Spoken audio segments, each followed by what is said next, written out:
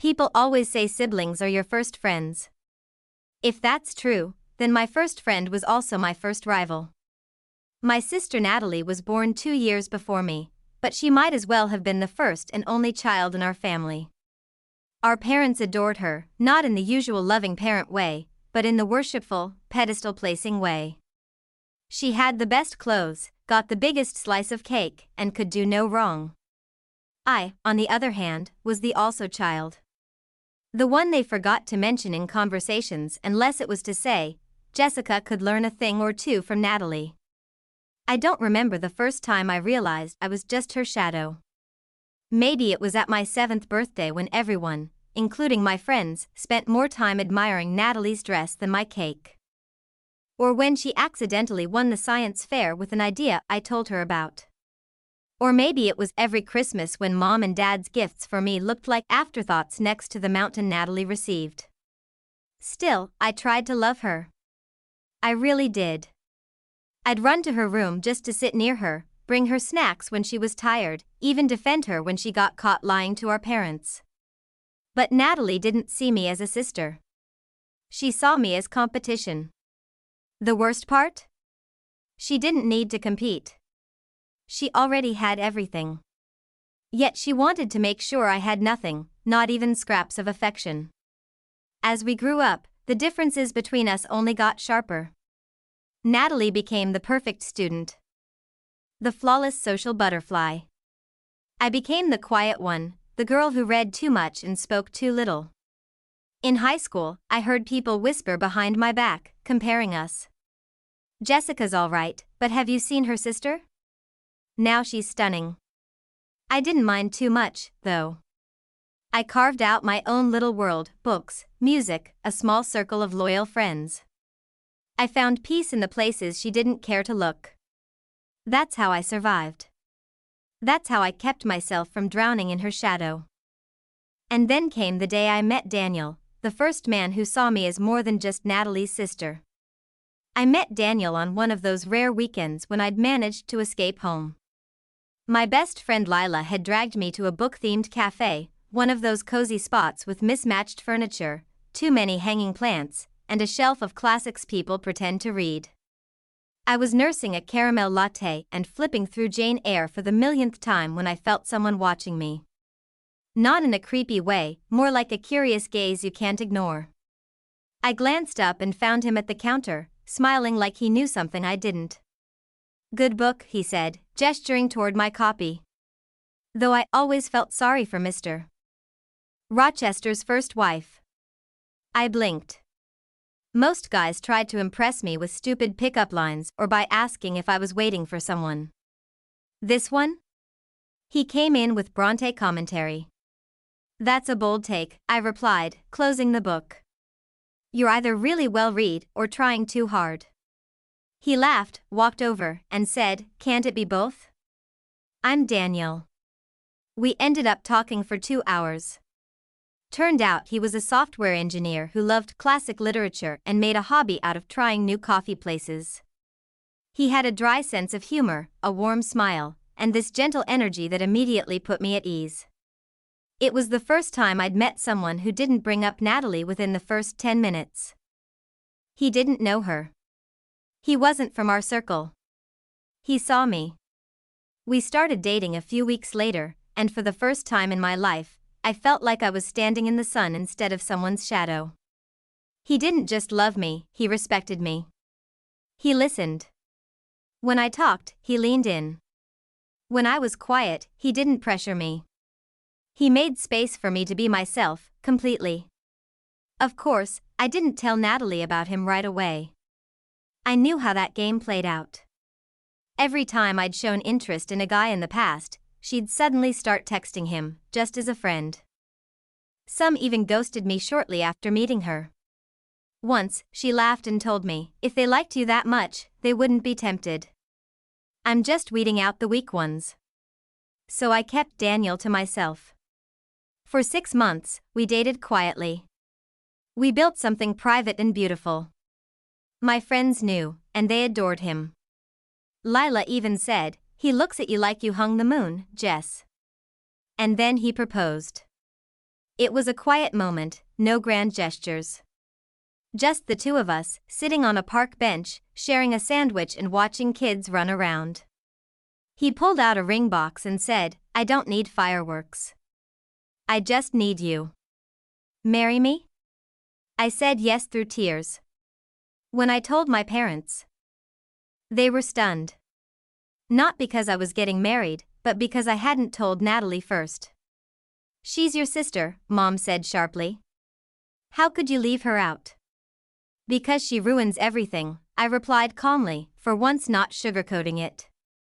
They didn't like that, but Daniel stood by me. He'd never met Natalie, but he'd heard the stories. Still, being the sweet soul he was, he said, "Maybe she'll surprise you." She did. Oh, did she ever? The wedding planning should have been a joyous occasion, but with Natalie, it was like trying to organize a celebration in a field of landmines. Every step of the way, she found ways to make it about her. It started with the dress shopping. I knew what I wanted, a simple, elegant gown that reflected my personality. Nothing extravagant, just something that felt like me. But when I invited Natalie to come with me, she made it clear that her opinion was the only one that mattered. "Jess, that's too plain," she said as I stepped out in a sleek satin number. "You're marrying a guy with a good job. You need something that says wow." I could tell it was less about my taste and more about her need to be seen as the expert on everything. She dismissed my choices and insisted I try on a poofy monstrosity that looked like it belonged at a medieval reenactment. I could barely move in it. "I think this is it," she said with a smile, her eyes glinting as she reveled in my discomfort. "It'll make a statement." The saleslady, sensing my reluctance, was quick to suggest I try something else. "How about we look at something more streamlined?" she asked. Natalie's face faltered, but she quickly recovered, giving me a tight smile. "Of course. You should go with whatever you like." I was done. It was supposed to be my moment, not hers. I found my dress in the next store, simple, timeless, perfect. But Natalie didn't let it go. She had a knack for worming her way into the details of my life, even if they weren't meant for her. It wasn't long before she was pushing her opinions on the guest list, too. "You can't invite that person, Jess. They won't get along with Mom. And you're really not going to ask, insert long-lost family member here? You should have a big celebration, you're marrying a successful guy." I felt like a child again, scrambling to meet her impossible standards. The final straw came with the bridesmaid issue. I had already chosen my best friend Lila to stand by me. But when I told Natalie who I'd chosen as my bridesmaids, she smiled tightly and said, "Shouldn't you consider me first? I mean, I'm your sister." I stared at her, the weight of the years pressing down on me. "You're not a bridesmaid, Natalie. I'm not that kind of girl." Her face hardened, but she said nothing. And that's when I knew this wasn't just about wedding details anymore. This was about power. Control. She wanted to dictate every moment of this, just like she had done with everything else in my life. She tried to poison my relationship with Daniel too. I couldn't even count the number of times she'd told him how lucky he was to have someone like me. She'd be the first to say, "Jessica is such a sweet, shy girl. You must have saved her." Each comment was wrapped in a layer of condescension that made me want to scream. But it didn't matter. Daniel saw through her. I saw through her. And I wasn't going to let her ruin this. Still, I couldn't ignore the fact that she was hovering around every event like a dark cloud. As the wedding day approached, I kept my distance from her as much as possible. She wasn't invited to any of the final meetings, and I kept my focus on what really mattered, marrying Daniel. Then came the rehearsal dinner. I knew Natalie would be there, our parents insisted on having her included in everything, but I hoped, at least, she'd behave for one night. Of course, I was wrong. Halfway through the evening, when everyone was clinking glasses and laughing, Natalie walked over to me, wearing the sweetest smile. I just wanted to say how proud I am of you, Jessica, she said, loud enough for the table to hear. You're so lucky to have found someone like Daniel. I mean, it's not every day a guy like that chooses someone like you. I froze. The way she said it, the way she looked at me, told me she was trying to make me doubt everything. She was trying to plant a seed of insecurity right before the big day.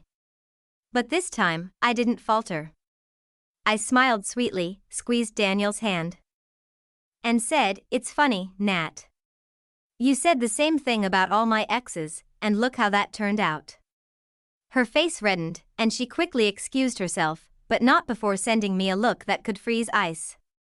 That was the moment I realized something. I wasn't just standing up to her in that instant. I was reclaiming my life. The days leading up to the wedding were a blur of excitement, nerves, and last-minute details. But the calm before the storm was short-lived. Just days before I was supposed to walk down the aisle, Natalie dropped a bombshell that threatened to shatter everything. It started innocuously enough. A message from her late at night, just after I had gotten home from my final fitting. The text was brief, cryptic, and dripping with manipulation. "I think you should see this." Attached was a series of screenshots, text messages, supposedly between Daniel and another woman. The words were intimate, flirtatious, and unmistakably damning. I stared at the phone screen in disbelief, the words spinning before my eyes. "I can't wait to see you again. Last night was amazing. You're so much more than what I expected." The rest was more of the same, each word feeling like a hammer to my chest. I felt the world tilt beneath me. This couldn't be real. It just couldn't. I had to be imagining it. It had to be some kind of sick joke. I immediately called Daniel.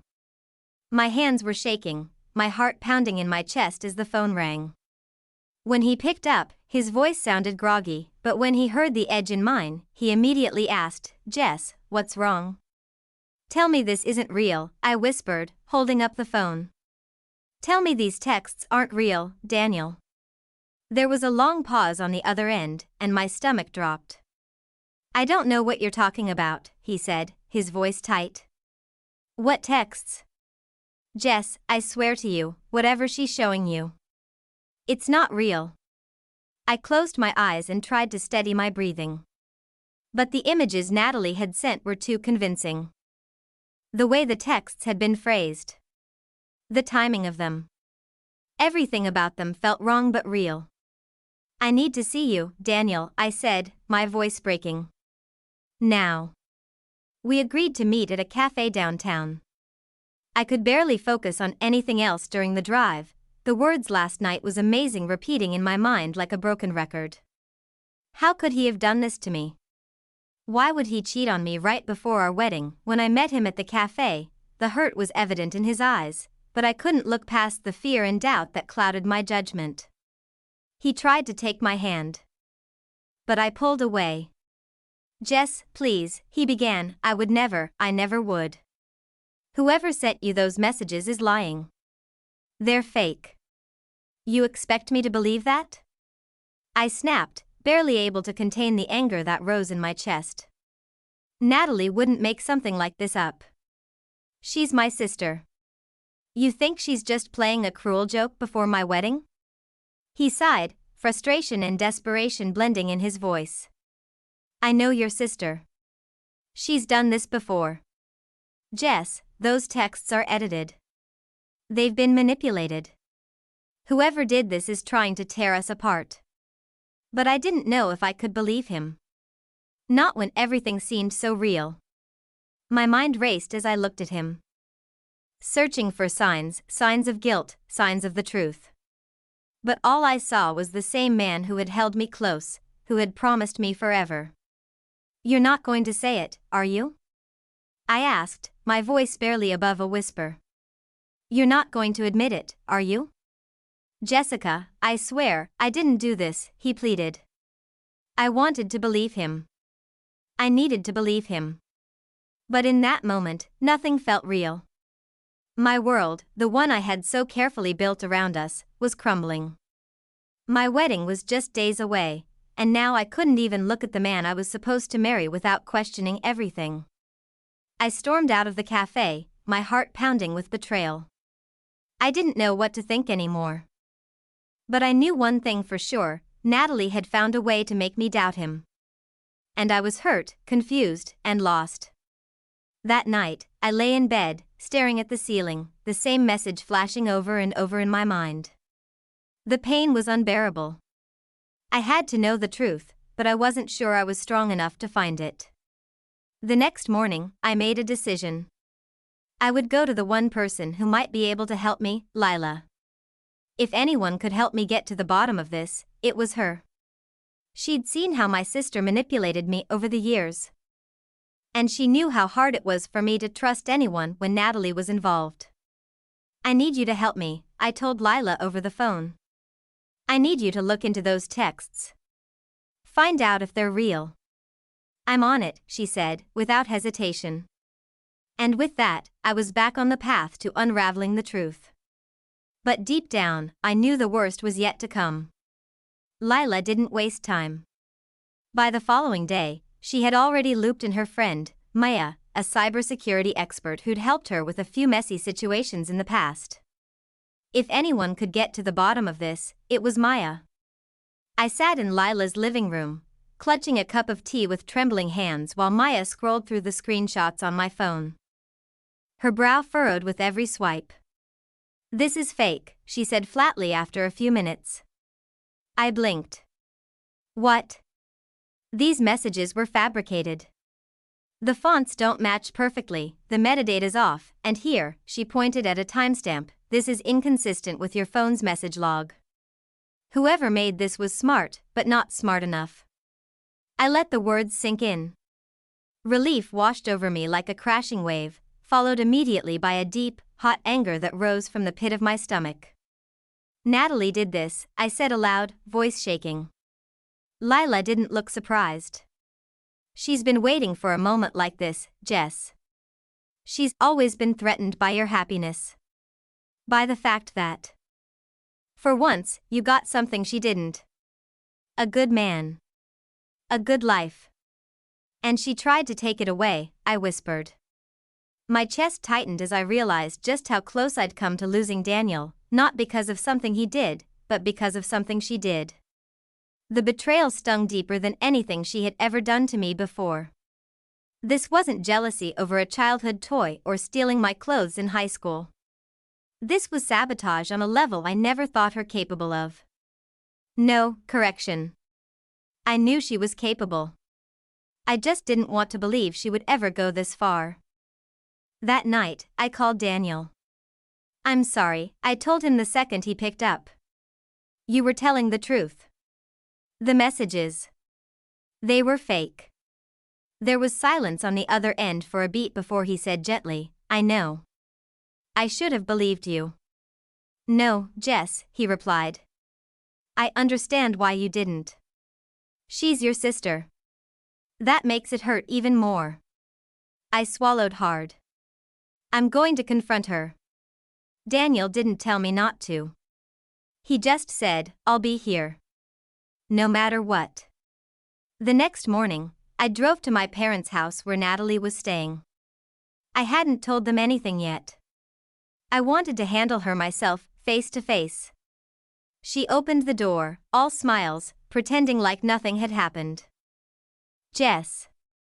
You look tired. Big day getting close, huh?" I didn't waste time. "I know what you did."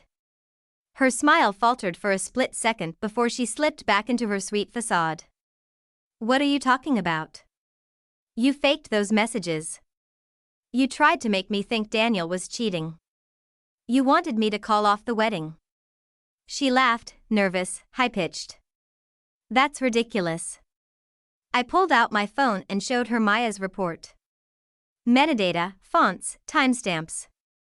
"You messed up." For a moment, there was silence. Her eyes flickered with something sharp, not guilt, not even regret. Just irritation at being caught. Then she dropped the act. "You always get everything handed to you." She spat. Mom and Dad always gave you more freedom. More love. And now, this? A guy like Daniel, who worships the ground you walk on. That should have been me. I deserve that kind of love.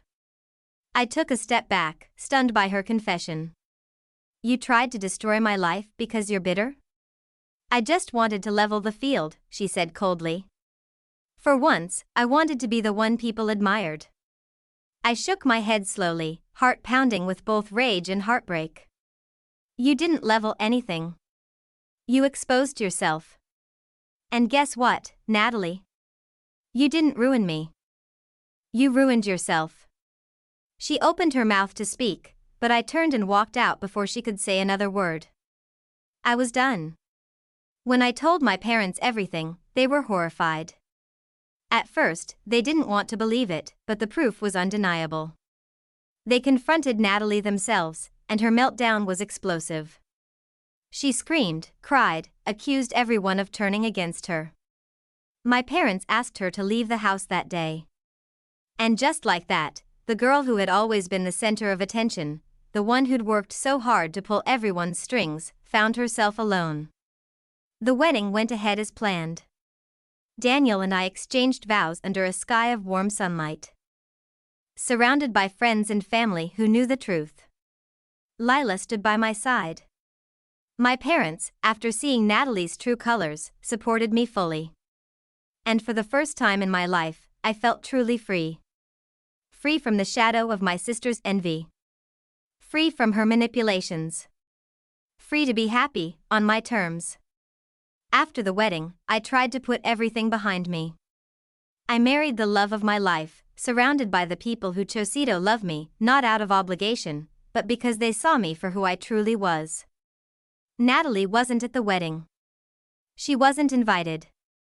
Her name wasn't spoken, her memory not entertained. And still, her absence screamed louder than 1,000 guests. But karma has a long memory. And it doesn't need an invitation to show up. 2 weeks after our honeymoon, I got a call from Lila. You're not going to believe what I just heard, she said. I braced myself.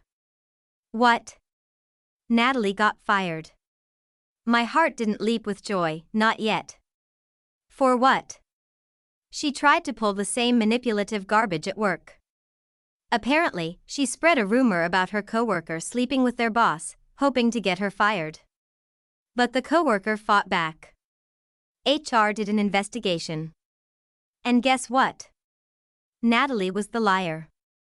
I didn't respond right away. The same pattern. Sabotage, envy, destruction, only now, she had aimed it at someone who wouldn't roll over the way I had for so many years. She's unraveling, I murmured. Oh, it gets worse, Lila continued. Words spreading.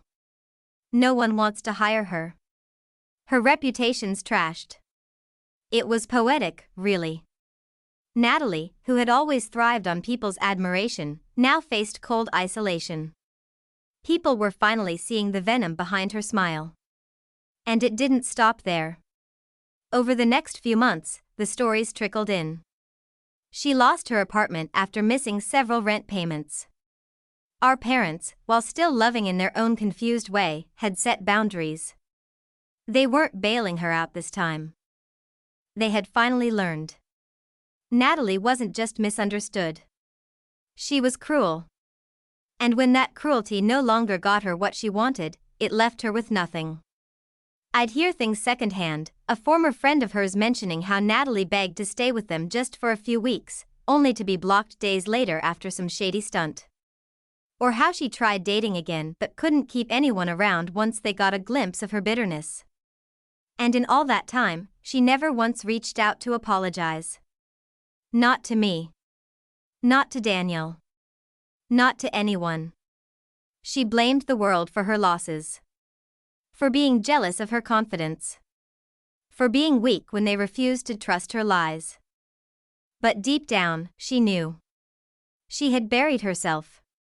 One evening, as I sat beside Daniel watching the sunset from our porch, he reached over and took my hand. You're quiet, he said. Just thinking. About her? I nodded. You don't have to feel bad, you know, he said gently.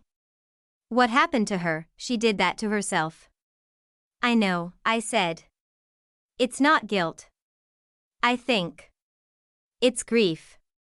He looked at me, puzzled. Grief for what she could have been. For the sister I always wanted her to be, I explained. I tried so hard to love her. To include her. To believe she could change. But she never wanted healing. She wanted destruction. And now, I'm grieving what we never had. Daniel squeezed my hand. That's the kind of person you are. Even when someone breaks you, you still look at them with hope. I smiled, bittersweet. Not anymore. Because I had finally accepted that some people won't change. That you can't save those who don't want to be saved. And that sometimes, the best revenge isn't payback, it's peace. I had chosen peace. I had chosen me.